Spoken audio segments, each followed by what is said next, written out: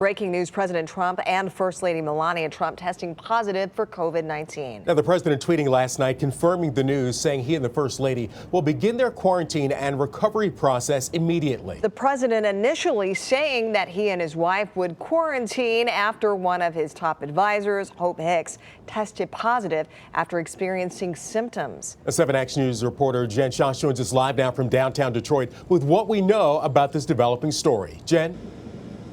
Well, Keenan, early this morning in a release, the White House physician said both President Trump and the First Lady are doing well and will quarantine for 2 weeks in the White House. As you mentioned, President Trump announcing this positive diagnosis early this morning via Twitter. Tonight, Flotus and I tested positive for COVID-19. We will begin our quarantine and recovery process immediately. We will get through this together, the president tweeted out just after 1 a.m. The positive diagnosis coming just days after the president said this during the first presidential debate in Cleveland when asked about wearing a mask. And I have a mask right here. I put a mask on, when I think I need it.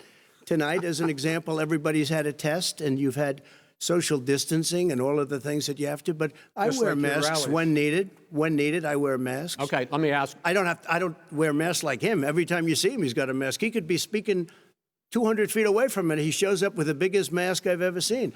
White House advisor Hope Hicks was symptomatic and tested positive for coronavirus on Wednesday. According to CNN's medical analyst, she would have been, quote, teeming with the virus when she traveled with the president this week. President Trump has canceled plans to attend a fundraiser and fly to Florida for a rally today. However, a midday phone call on COVID-19 support to vulnerable seniors remains on his agenda for the day. First Lady Melania Trump tweeting early this morning, quote, "We are feeling good and I've postponed all upcoming engagements. Please be sure you are staying safe and we will all get through this together." All right, Jen, now what do we know about how close Hicks was to the president and if other presidential advisors and aides may have been exposed as well? Well, she did travel with him to Ohio for the debate on Tuesday and then also with him to Minnesota for a rally on Wednesday. She was on Marine One, that's the president's helicopter.